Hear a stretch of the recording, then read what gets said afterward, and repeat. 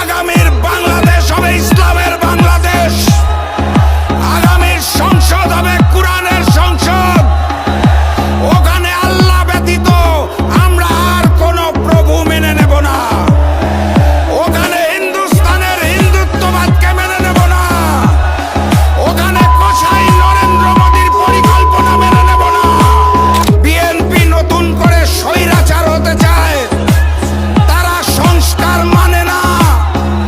যারা নতুন বাংলাদেশের সংস্কার মানে না, তাদেরকে আমরা লাল কার্ড দেখাবো ইনশাআল্লাহ। যেই স্লোগানে হিন্দুস্তানের বুক কাঁপে,